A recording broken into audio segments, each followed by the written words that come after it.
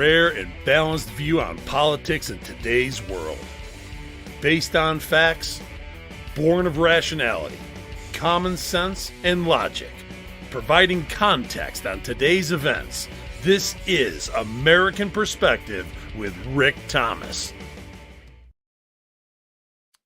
Hello, everyone, and welcome to American Perspective. I am your host, Rick. Welcome to all the Whiskey Warriors out there and the Whiskey Warrior P1s, and of course, all of those who are coming to the show for the first time. Welcome, welcome. Anybody in between there, welcome as well, because of course we welcome everybody. Hey, for all you Whiskey Warrior P1s and anybody else in the path of, I think it's pronounced Helen, but it's spelled kind of interesting, Helene. So I don't know if it's like a Helene or a Helena, or I don't know. Anyway, for everybody who's in the path of that potentially massive storm that's coming in, it's supposed to be making landfall, I believe, Thursday morning on the western side of Florida, up in the Panhandle and everything else. And boy, I got to tell you, everybody is trying to prepare for that. I believe even some of our, some of my other jobs places they're trying to get prepared and get ready. I am obviously preparing and getting ready for winter. And so, let's hope and pray that not too many people get hurt, or better yet, or even more so, that not a lot of damage is done by this thing.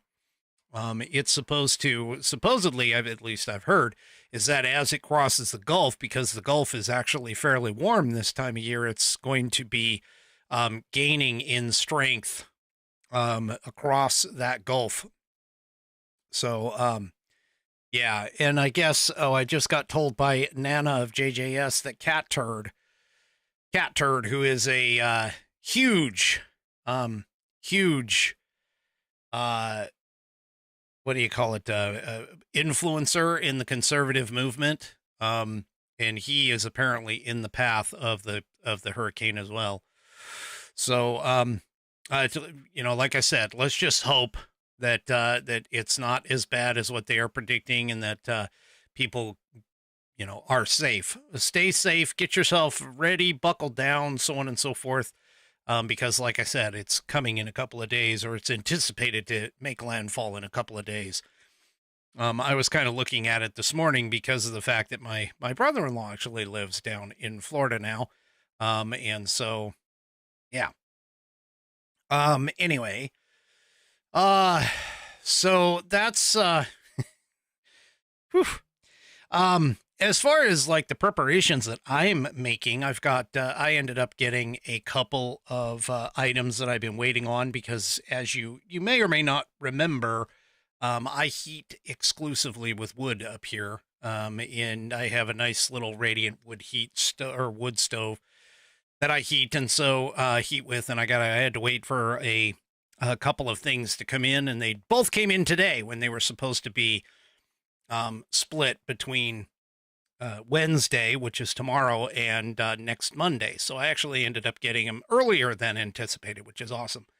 But one of the things that came is I don't know if anybody who has had this before, but is a product known as Fatwood. I'll leave that up for you to take it wherever your mind leads. But what it actually is, what Fatwood is it is cut from, it's like kindling, okay? And it's cut from the stump of either like a pine or a fir tree that is heavily laden with the sap. And for those of you who may not be familiar with pine and fir trees, this sap will burn no matter what.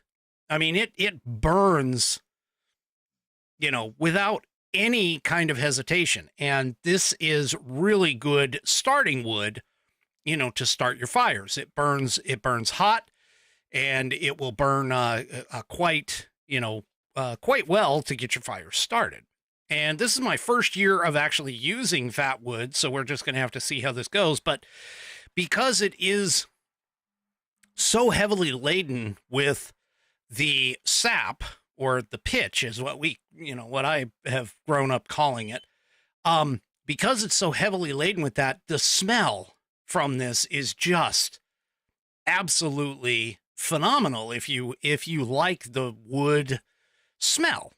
And now I'm partial to things like cedar smells and things like that. But yeah, this is just it's filling up the whole house. And my wife, the wonderful Mrs. Whiskey, the one that keeps me grounded and sane and in this fantastical world that we live in, she actually went out and found she does this for me every year because I just love the smell of cinnamon in preparation for Christmas, of course. Because for those of you that don't know, winter is my favorite time of year, my absolute favorite time of year. But she went out and found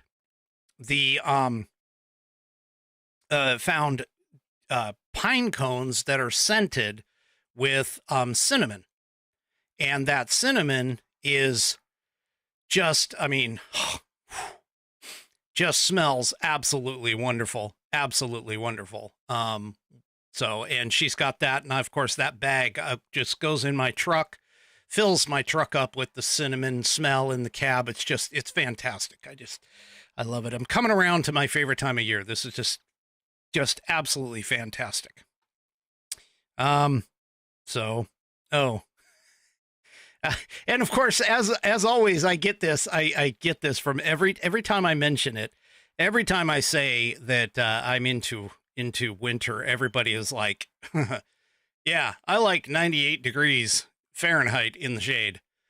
That's Mark's comment over on Facebook. Yeah, sorry guys. I am like anything above 70 and I'm way too hot. So yeah, that's why I live in the Northwest like I do. But anyway, all of this, of course, is prepping up, but we've got a couple of months before then. In fact, we're down to 42 days, 42 days left until the most electrifying and consequential election, like how I did that, electrifying election, anyway, of my lifetime for sure. And that's coming up here on November 5th. And so we really need to get out the vote. We need to push it. We need to get these people, lined up to vote and, make sure that they vote the correct direction, because otherwise we might not have a country anymore. And I'm not speaking from hyperbole. I'm not trying to be hyperbolic. That is the truth, because if the Marxist leftist Democrats survive this election and stay in the White House and keep the Senate and gain more seats in the House, yeah, we're going to be having some serious problems over the course of the next 4 years, especially considering what she's been trying to tell us about it. Yeah. Well, anyway, sorry, I'm just laughing because there was a comment on the, I can't repeat it, but it's comment over on the Rumble channel. Anyway. All right, folks, let's get this thing kicked off. Tonight, we have Definitely Not Karen, who will be leading the charge on the Pledge of Allegiance. So if you are of mine, please stand, remove your hats if you wear one like me, or otherwise put your hand over your heart and follow along with Definitely Not Karen in the Pledge of Allegiance. I pledge allegiance to the flag of the United States of America and to the republic for which it stands, one nation, under God, indivisible, with liberty and justice for all. That's right. And let's make sure that if you would like to get your version of the Pledge of Allegiance, that you go ahead, record yourself doing so. And once you have that audio file, make sure that you take that audio file and send it off to me here at fans, F-A-N-S, at AmericanPerspective.online. That's right. That's fans at AmericanPerspective.online. And you can send that in to me. Oh, also, too, today's Tuesday. Tomorrow is Wednesday. Wednesday is Whiskey Wednesday, but it's also Pet of the Week. And I believe I need one for this week. So if you guys want to have a Pet of the Week, you need to send me something, please. Otherwise, we just end up skipping it. And of course, you know, the fans get a little irritated whenever that happens. But Pet of the Week. Pet of the Week. All right. Also, too, don't forget the Saturday segment of Question of the Week. And I don't recall right off the top of my head if I have a question or not. But send it in anyway. Doesn't matter. Goes into a queue. Goodbye, Mrs. Whiskey. All right. So let me go ahead and let's get on with the tonight's sponsor. Tonight's sponsor is, of course, the Institute on the Constitution, which was established in 2004 as a 501c3 nonprofit with one singular mission: to restore the constitutional republic through grassroots education. All courses and materials are developed using primary source documents and taught from the American view of law and government as defined in the Declaration of Independence in the following 3 key points. 1, there is a God. 2, our rights come from him. And 3, the purpose of civil government is to secure and protect our God-given rights. The IOTC offers the opportunity to educate yourself on our most precious founding document, the Constitution of the United States. They also provide tools to educate your community and get involved with local government. Start by taking their free U.S. Constitution course and go from there. Use my affiliate link, iotc.americanperspective.online, to sign up. And while you are there, take a moment to look through their other course material and information. My affiliate link, once again, is iotc.americanperspective.online to get great content to learn about our historical founding and support the show in the process. That's iotc.americanperspective.online. Or if you just want to purchase this fabulous Saddleback leather-bound U.S. Constitution to support the show, go to constitution.americanperspective.online. Check this thing out. It's got 1/8 of an inch of Saddleback leather wrapped around the internal pages that are water and tear resistant. And look at that binding. No cheap glue here, folks. They used thread, basically, stitched all the way through the leather and the pages within. It has a 100-year warranty against materials and workmanship defects, where you can send it back to them, send it back to the manufacturer, and they will either fix it or replace it for free within that 100 years. It's got what my rumblers call sexy rounded corners. And it is buddy tested, buddy approved, Billy tasted, Billy approved, and my youngest whiskey warrior states that the contents contained within are sure to help you get your Civics badge in Scouts. Go to constitution.americanperspective.online and get yours today. They make great stocking stuffers. Hint, hint. They make great stocking stuffers for those in your family, regardless of what side of the aisle they're on. For the conservatives, they'll be happy that they got it. For the liberals, they'll be looking to try and destroy it, which is going to be kind of fun. Anyway, yeah, go and check out the Institute on the Constitution today, and I thank them for allowing me to be an affiliate. And yes, I see Music Man is back to his old self, doing the old show intro in the chat. That's clink, clink, clink, not click, click, click. But anyway, all right, let's go ahead and get into this. So a lot of what has been going on over the course of the last several weeks, of course, we've had the debate. We've had, you know, a possibility. There was talk of a post-debate bump for Kamala Harris. That hasn't seemed to have materialized. We have had Things go back and forth. And again, this race is not like any other race that you could possibly imagine. As I discussed last night, the pollsters are having a hard time trying to anticipate what might be happening here because of the fact that, again, we've never had this. We've never had a presidential candidate just get completely obliterated and usurped by his second in command, being replaced, of course, by a cabal of Democrat elites, and so on and so forth. And so, yeah, it just it's just amazing to see how this is all going to shake out potentially. Well, the thing is that the polls keep kind of going back and forth, back and forth, back and forth. And so you don't really see any one candidate getting further ahead than the other. And even of the ones that where one candidate is ahead of the other, they're still generally speaking within what's called the margin of error on these polls.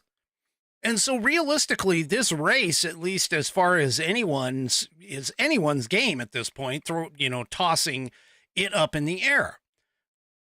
Or so we think. There's a couple of signs that have been coming out here recently that may be indicating that the Kamala Harris campaign with her internal polling might be showing that she is not as strong as what the leftist mainstream media is attempting to make her sound out like. Now, keep in mind, okay, there is absolutely no reason to take your foot off the gas pedal. Get people out to vote. I'm telling you right now. Don't be surprised if you happen to be watching this program and you know me personally. Do not be surprised if I'm going to be asking you, hey, have you voted yet? Are you going to vote? Or have you voted yet? Now, Washington doesn't do all of these, all of this early voting options, but there is early voting going on right now. We have states that are accepting ballots. They've sent out their absentee ballots and they're accepting them back. Get out and vote. Don't wait. Do it as soon as you can. Get out to vote, put it out there, and make absolutely certain that your vote gets back in. Don't trust the United States Postal Service to bring it back if you can help it. Okay? As we've already seen, there's been some challenges or potential challenges, and they've already been talking about the fact that if you try and wait until the last minute, that delays within the Postal Service system has in the past and possibly will in this election be a bit of a conundrum or a problem, I should say. So make absolutely certain, folks, absolutely certain that you vote. Okay? Make absolutely certain that you vote. And unfortunately for our Australian contingent, because she just reminded me, she wishes she could vote in our elections. Well, hey, you come on over, jump the border, and the Democrats will let you vote as long as you vote for them. I'm just kidding. That's not a good thing. So,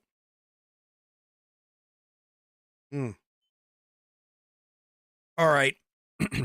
But back to what I was talking about in terms of there are some things that might be demonstrating that there is some shakiness in what the Kamala Harris campaign would be a little nervous about. This one first, here in the New York Times, okay, which is no right-wing paper here, folks. I mean, the New York Times is left, completely left, and is very left of center. But apparently, there's a new poll that came out from the New York Times and Siena College that is showing that Donald Trump is actually leading even in the tight races in what's called the Sun Belt battleground states. Okay. And so we're looking at Arizona. They're calling, they're saying right now is 50% Trump, 45% Harris. Georgia is a 49-45 split. Trump over Harris, and North Carolina is a lot closer. It's a 49-47 with Trump over Harris, but that may fall within the margin of error. So once again, keep in mind, we're looking at, what is perceived to be a very tight race. But every time you see one of these, the thing that I keep always reminding myself is do not forget 2016, because 2016, Hillary Clinton was supposed to run away with it, and she didn't. So just, again, polls are polls. Take them with a grain of salt, throw it over your shoulder, make a wish, and maybe you'll win. The wish, that is. So anyway, the point being is that voters across the Sun Belt are saying that Donald Trump improved their lives when he was president. Well, there's a lot of people who are, who are basically saying the exact same thing. I mean, rank and file of several unions are doing that. You've got a lot of the, the blue collar workers that normally wouldn't be. You also have places and things like, I saw a poll or a analysis from CNN that was talking about the fact that Donald Trump had, 80% of the white vote. He's now dropped down to like 77% of the white vote, but has picked up 20% of what would be the persons of color, or the black vote, the Hispanic vote, and things like that he did not have before. And so, again, things this round are kind of, in terms of elections, are shaping up to be something completely different. And so polls are really, really having, pollsters are really, really having a hard time trying to nail all of this down. And so that's why I issue cautionary notes whenever I'm talking about the polls, is just to make sure that you don't get too overconfident. We have to keep on going. We have to make sure that we vote. We send people to vote, take 10 people, talk to 10 people, so on and so forth. That's like the Dan Bongino idea. We have to execute. And so that's what we need to do. The polls that the Times Siena found that Trump has gained a lead in Arizona, remains ahead in Georgia, which are two states that he lost to Biden in 2020, and in North Carolina, which has not voted for a Democrat since 2008. Unfortunately, Harris is behind Trump by just a narrow margin. And we have the whole North Carolina with Mark Robinson thing going on. We'll have to see how much of an effect that actually has. But all of these polls from those three states were taken from September 17th to September 21st. And they presented essentially further evidence that in a sharply divided nation such as we are today, the presidential contest is shaping up to be one of the tightest in history. And so keep in mind, Arizona, Georgia, and North Carolina are all on the roster of what are considered 7 battleground states, where the focus of both Trump and Harris campaigns have pretty much been since Labor Day, because, let's face it, those are going to be the tipping point. And like I've told you on this program before, I actually think the absolute tipping point is going to be Pennsylvania. Because in all of the simulations that I've seen, and again, every single time they do a simulation, it's a daily simulation that they do, and every single time they run it about 25,000 times, and that 25,000 times comes up with a 90%, roughly, anywhere from like 88 to 91% assuredness that Pennsylvania picks the correct, and it's the top, that's the top one, by the way, that Pennsylvania picks, wherever Pennsylvania goes, that's where the rest of the country is going to go. That's where the Electoral College goes. And so we have to be very cognizant of that, but we also need to understand that every little bit helps. Every little bit helps. But it's more than just polls that is indicating that the Democrats are weaker in this situation than what a lot of us think and what the mainstream media wants you to think. Because even when you have ex-MSNBC analysts saying things like this, Harris is staring at an electoral disaster, you kind of got to want to think about potentially listening to these folks. Because remember, most of these people who are on any of the major networks, ABC, CBS, NBC, MSNBC, CNN, even Fox News, which was just newly minted as a left-leaning mainstream media outlet, most of these guys are all completely left-leaning. And so having someone like this who basically calls this out, this causes a bit of concern, I think, for all the Democrats whenever this kind of stuff happens. It's sort of like when Joe Biden was starting to screw up and have mental issues, causing him to consistently have problems speaking. And, obviously the debate was the final straw in the coffin. But that's all and part and parcel of the entire thing. However, the latest polls, which of course, Nate Silver, who's the 538 guy, he actually just flipped his electoral college projection over to Kamala Harris potentially winning, because he had Trump winning for quite some time, but then he just switched over. Anyway, even he is showing that, this isn't a runaway. This isn't like a complete landslide. This isn't a runaway. This isn't even ahead by a length when you're dealing with things like horse racing and stuff like that. They don't even have any of that. But every time Kamala is mentioned, her lack of interviews, her bleeding of support among core demographic groups, demographic groups, and polls not comporting with voter concerns, that's kind of a interesting thing to think about and to mention. Now, keep in mind too, and this is not exactly always true, but this is definitely another indicator. If Kamala Harris was ahead in the polls and was ahead comfortably in the polls for her, why would she be asking, almost begging Donald Trump for an additional debate? If she did such a good job on the debate, which, by the way, she didn't, again, just pointing it out, there wasn't that much movement in the polls, which I kind of predicted at the end of the debate, even though she may have, presented herself in a decent fashion with regards to the debate and how her performance was versus Donald Trump. You can take that however you want to take it.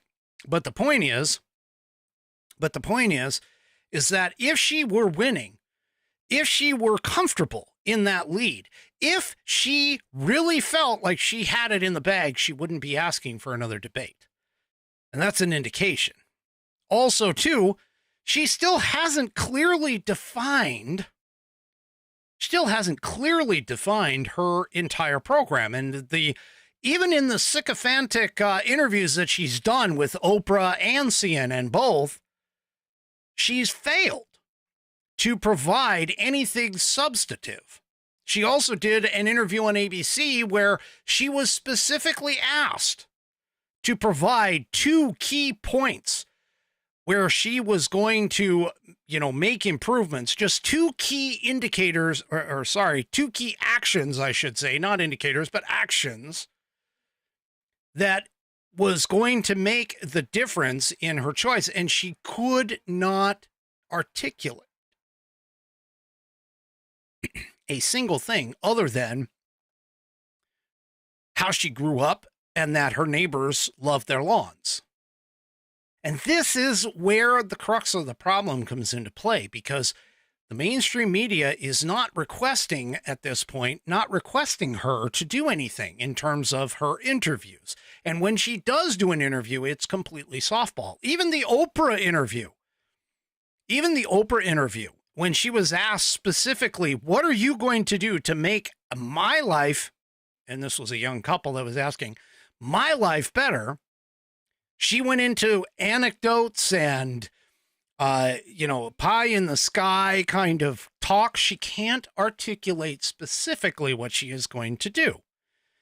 Now, the difference between her and the known candidate of Donald Trump is we've already had Donald Trump for 4 years. We've already had Donald Trump. We know what he's going to do. He already gave us the Tax Cut and Jobs Act, which a lot of people don't understand. And thank you, USA Abby Girl, for saying platitudes. That is exactly what she gives. But Donald Trump, Donald Trump is a known quantity. This is part of the reason why when he says what he says and does what he does, most people are like, yeah, that's nothing different. He's already a known quantity. She is still, even though she's been tied to the Biden-Harris administration, she still is a fairly unknown quantity, and she keeps trying to remake herself. Now, if she would have come out like she did in 2019 and 2020 with all of her leftist-leaning, leftist and Marxist ideas, everybody would be just horrified as what she is going on and what she is doing. She's trying to remake herself as a centrist. And in doing so, she is doing a very, very poor job of doing so. But it's not just her that's making those cases, that has the opportunity to make those cases, just like when you have J.D. Vance on the trail, and J.D. Vance doing all these interviews and, special appearances and everything else. I mean, I showed you that graphic not too long ago where J.D. Vance had done close to 60 independent interviews. Okay. She made maybe 7. Tim Walz, much, less than that or about the same.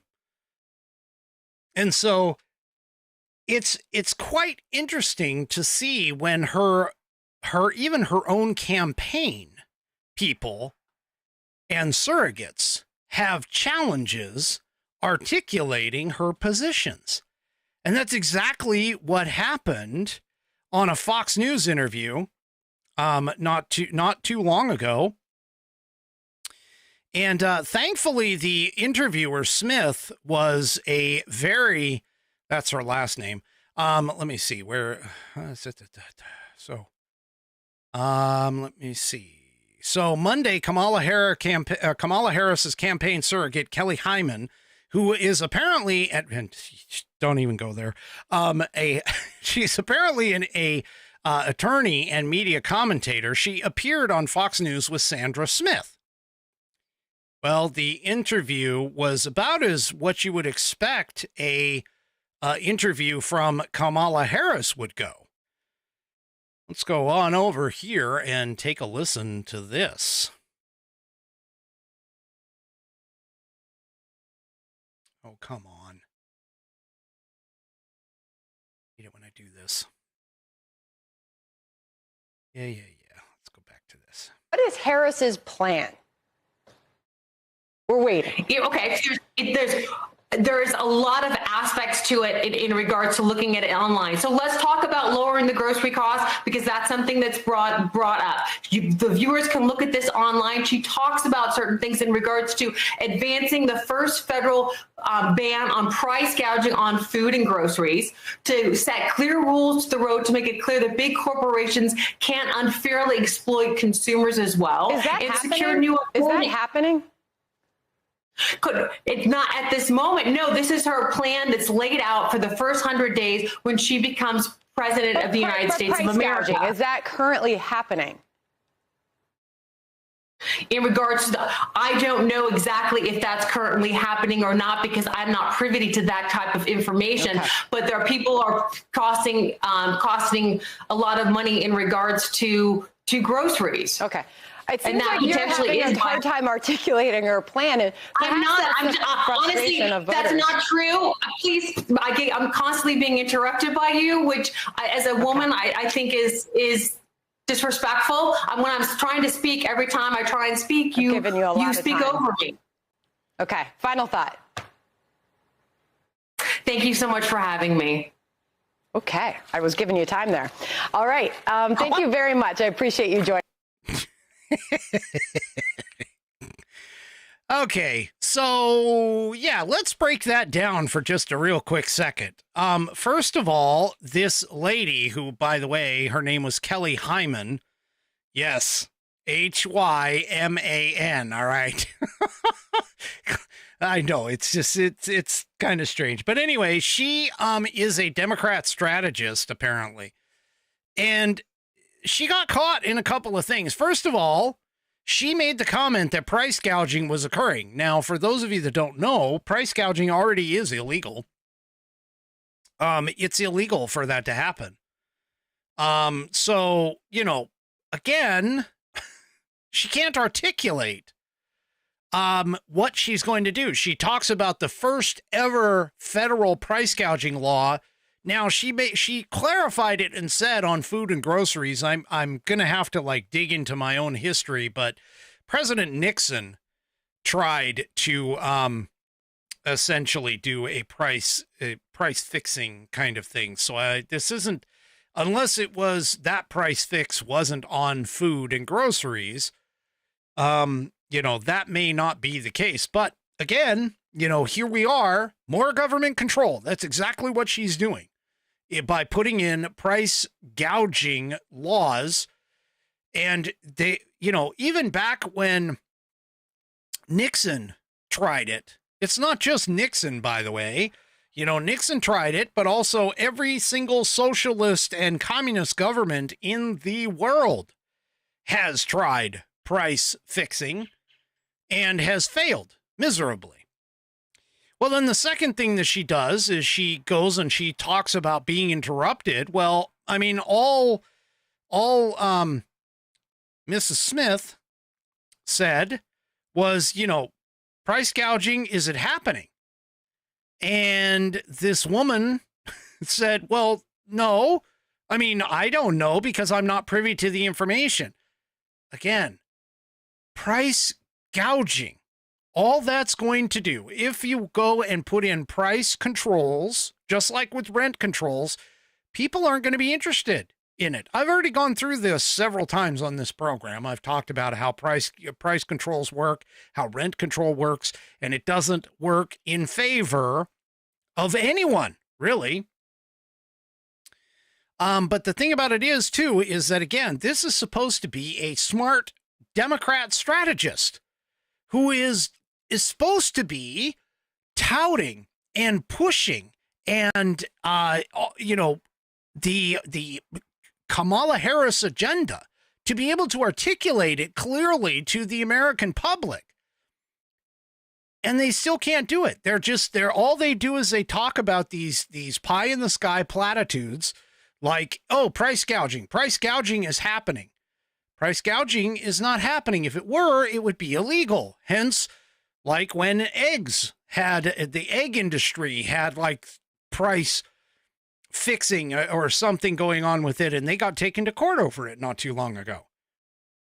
So anyway, the point being here is that, once again, the Kamala Harris team cannot articulate any of this. And, you know, it's even worse is the fact that even Tim Walz can't articulate it. Oh, speaking about Tim Walz, don't forget, Tim Walz and J.D. Vance, probably in what I would consider one of the more significant vice presidential debates, is coming up also. So anyway, I mean, that one, I'm going to try and watch it if it happens to be on the proper time. I may even carry it here on the program, do a simulcast if I can, but just to see what the hell happens, but we'll go on from there. Now, the Democrats, of course, because of how they put Kamala Harris into play, are now trying to sort of cover things up. Like, for an example, Joe Biden was at the UN today. He did a speech. He applauded the Afghanistan pullout, which, of course, was a absolute disaster and a mess. And he also made the comment that he decided to step down. Now, we all know that's not the case. We all know that he got pushed out by a cabal of Democrat elites and so on and so forth. And now Nancy Pelosi is basically, she basically now has switched her story and is trying to back the whole candidate thing, you know, saying that Kamala Harris was elected, not selected. And yeah, she was on a, let's see, she was on a stage at Semaphore on Wednesday, last Wednesday. Well, here, let me go ahead and show you. So this is in the Western Journal. She was speaking at Semaphore on Wednesday, according to the National Desk, as part of a bigger interview. And Pelosi was eventually asked the relevant question, what happened to her calls for an open primary after incumbent President Joe Biden, quote unquote, stepped down from seeking re-election. And her response, kind of floored me personally. I mean, not really surprising any, but I mean, it was sort of like, oh my God, how can you be so stupid as to just try and cover this up when everybody else knows that you basically just said, yeah, no. So the question came out with regard to it. And the interviewer began, you had reportedly said you wanted sort of an open primary if Joe Biden stepped down. Did you change your mind because you saw all the excitement around Kamala Harris? She responds back, no, I didn't change my mind. We had an open primary and she won it. Nobody else got in the race. Wait, what? What? They had an open primary? Somebody want to tell me when that happened? Because I seem to recall that the way that this went down is that Kamala Harris was on a video conference vote, and there was literally no other candidates that were even allowed. In fact, Joe Manchin, who wanted to come back to the Democrat side in order to run for president and for the Democratic nominee, was told not to. And then the other thing was that RFK Jr. attempted to run against incumbent Joe Biden in the primary, and he got pushed out and had to run and set himself up as an independent. And Pelosi continued about the whole idea that Kamala is apparently politically astute. Yeah. Here, let's take a listen to it. You had reportedly said you wanted a sort of an open primary if Joe Biden stepped down. Did you change your mind because you saw all the excitement around Kamala Harris? No, I didn't change my mind. We had an open primary and she won it. Nobody else got in the race because she was politically astute. And yeah, sure. Okay, Nancy, fancy Nancy Pelosi, who admittedly failed on January 6th to provide protection and so on and so forth. Yeah. Anyway. Oh, my gosh. These people. Well, it's not just, the Nancy Pelosi's, the Kamala Harris's, the Tim Walz's. Apparently, AOC, who arguably is the dumbest member in Congress, let's just be honest, okay? She apparently has, according to the Daily Fetched here, she apparently made some statements with regards to the new or the latest attacks over into Hezbollah, or Hezbollah, depending upon how you want to pronounce it. And the pager attack and the radio attacks that Israel did. And now AOC is trying to make this a accusation of Israel, that what Israel did was a war crime And now she's asking, again, AOC, arguably the dumbest member in Congress, is now asking for an investigation.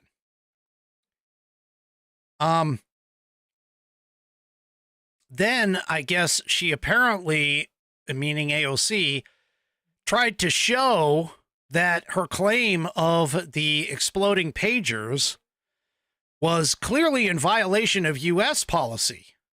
Wait a minute. I don't seem to recall that Israel has any, did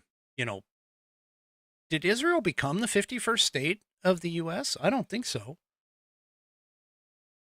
Anyway, she was quoted by none other than Chris Cuomo. Now, Chris Cuomo, I don't necessarily agree with on a lot of cases, but when he does call something like this out, we got to give him props. Sort of like Bill Maher. Whenever Bill Maher calls something out, you got to give him props.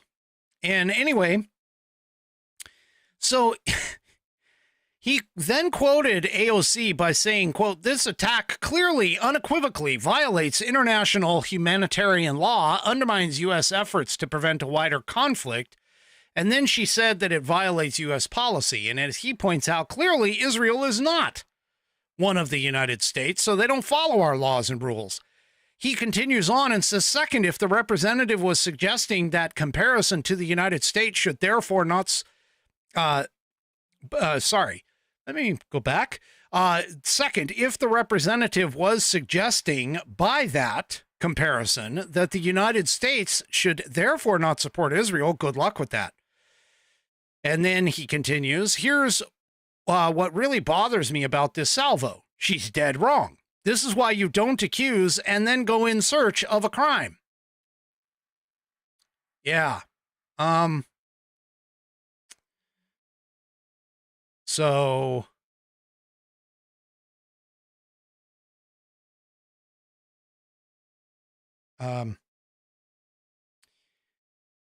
anyway, yeah, this is just, now you can go and grab the interview, or sorry, grab the Daily Fetched article, and it has a Christopher Cuomo posted on X clip about the whole thing. But the fact of the matter is that Chris Cuomo is right.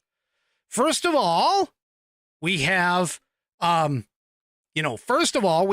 fact that AOC is saying that Israel committed war crimes. If anything else, just think about this, the elegance, the mastery of that pager and radio attack limited, just like Israel always tries to do, limited the number of civilian involvement. It was targeted specifically for people who had Hezbollah pagers and Hezbollah radios.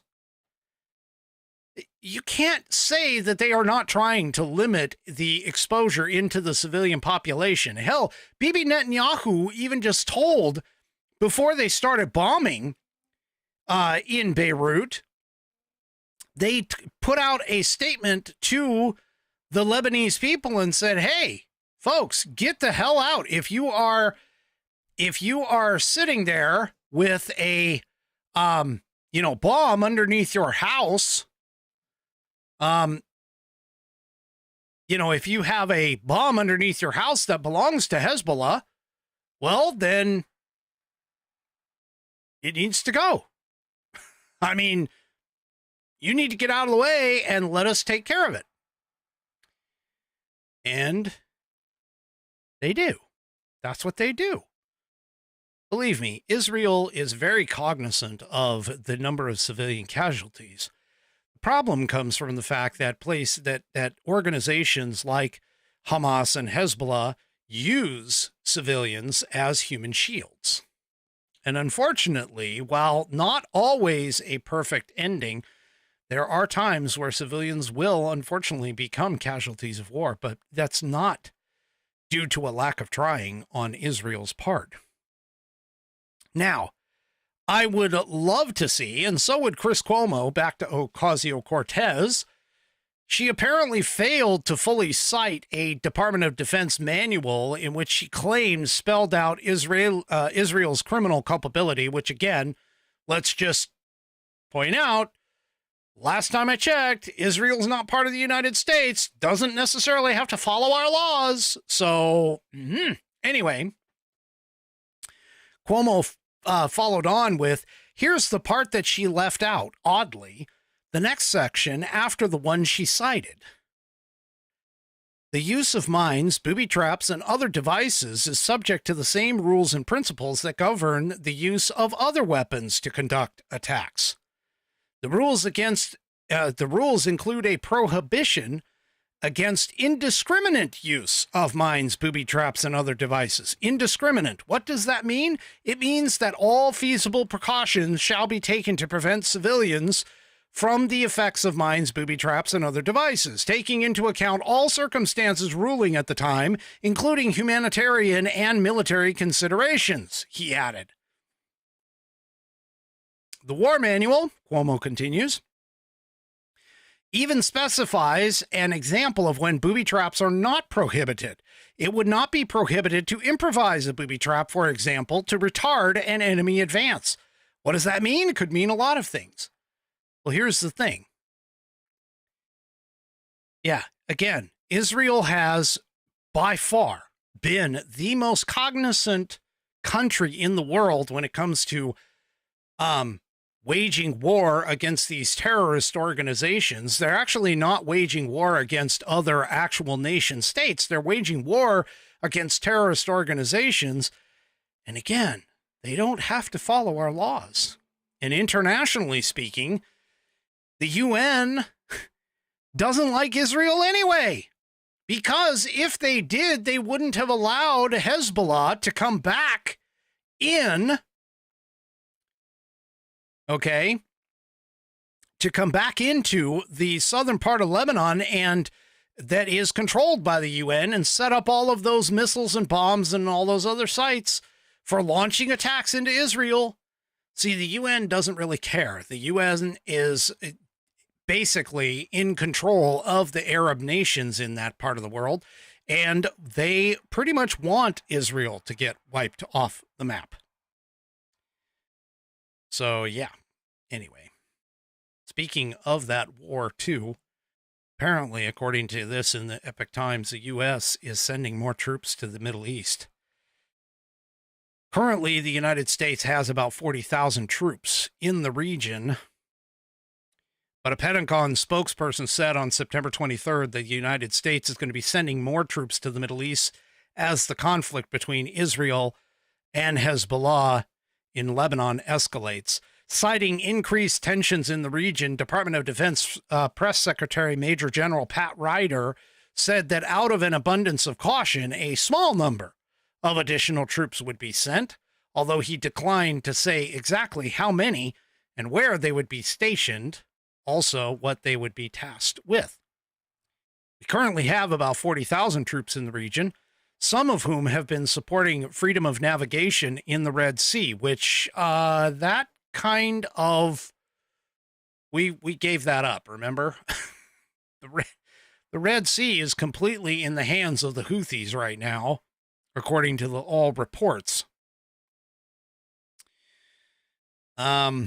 Anyway, according to a September 20th operational update from the U.S. Central Command, which covers the Middle East, indicates that U.S. forces destroyed a drone launched by the Iran-backed Houthi terrorist group over the Red Sea. But again, it's, this is just, you just don't know. I mean, we've been receiving reports the Red Sea has been controlled by the Houthis for a little bit of time already, and that the U.S. backed off and didn't do anything about it. I just don't understand. I mean, if we're going to be the world police, we need to be the world police. I mean, these are like little ragtag fugitive kind of, they're not nation states. It's not like it's something that we need to necessarily worry about triggering like a global war or something. These are terrorist groups that exist to do one thing and one thing only, and that is to terrorize. It's time for us to terrorize those terrorist groups. Yeah. So anyway, we'll see what happens here. Also, too, something else in the final minutes of the show here. You remember those all those convoluted conversations and things that they were talking about January 6th and everything else, and how some of you leftists who may be watching this show, some of you leftist morons have been saying that, no, President Trump never asked for 10,000 troops. President Trump never said to use the military on January 6th. He never said blah, blah, blah, blah, blah. Well, there's actually proof now from some bombshell transcripts that have come out that they were trying to hide, by the way. Right here from Just the News.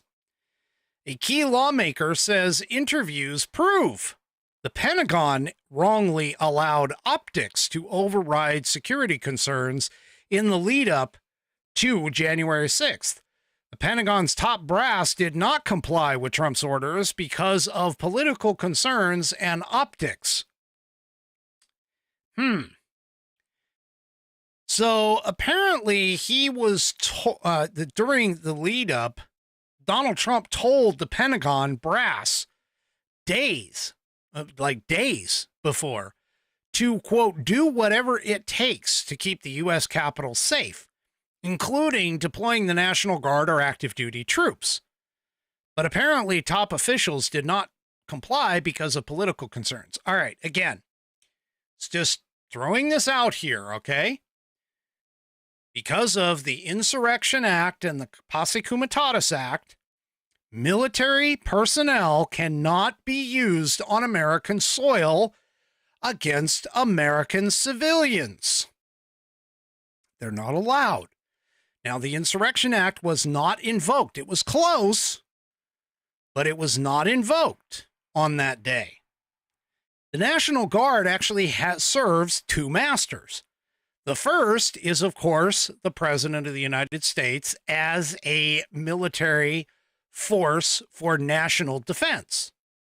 But the second part, which allows them to operate in civilian matters, such as when you have hurricanes, flooding, matters of civil unrest, they have to be asked by the civilian authority. You cannot deploy troops without having the local civilian authority. In the case of the states, that falls to the governors. So the governors have to ask for the help in order for National Guard troops to be deployed. That's the way it works. In the case of the Capitol, which is the 10 square mile area as defined in the Constitution, it is Congress that has control of that area. In other words, Nancy Pelosi and at the time, Mitch McConnell would have had to ask for those troops. They didn't do it. So regardless of whatever Trump said, even though this just shows you that he anticipated that there was going to be challenges and that he wanted to protect the Capitol, he wanted to have people there, and in fact, Muriel Bowser agreed to have a small contingent of National Guard troops, but she specifically pointed out that they needed to be on traffic duty, not actually on the Capitol grounds themselves. That they could have been deployed, but they were, the idea was that that would alleviate some of the rank and file police who would then be able to collapse to the Capitol and work at the Capitol in order to contain whatever may have happened there. But this blows up the narrative, the entire narrative that basically says that Trump did nothing. That's false. Trump was planning on something. What happened was the people under him did not execute. He requested it. They ignored it. Once again, another conspiracy theory completely debunked. All right, folks, that is it for me for tonight. Tomorrow is Whiskey Wednesday. Don't forget to send in your pet of the week. If you have one, please so that I can, of course, keep that segment going. Also, too, if you haven't already, head on over to rumble.com, sign up for an account. It is free. Once you are signed in there, you can then search up the American Perspective channel, find my logo, and make sure you hit that follow button to be notified every time I go live. Also, too, before you take off, make sure you hit those thumbs up buttons, those like buttons, those, hey, this is a fantastic show buttons, whatever you want to call them, because every one of those helps to gain further and further exposure of this show and the product that I produce. And I sincerely appreciate it. We will see you tomorrow night, 5 p.m. Pacific, 5 p.m. Pacific, 8 p.m. Eastern time, right here on American Perspective. Have a great rest of your evening, and good night, everybody. The previous broadcast was produced and is owned by Active Eye Media LLC. All rights reserved.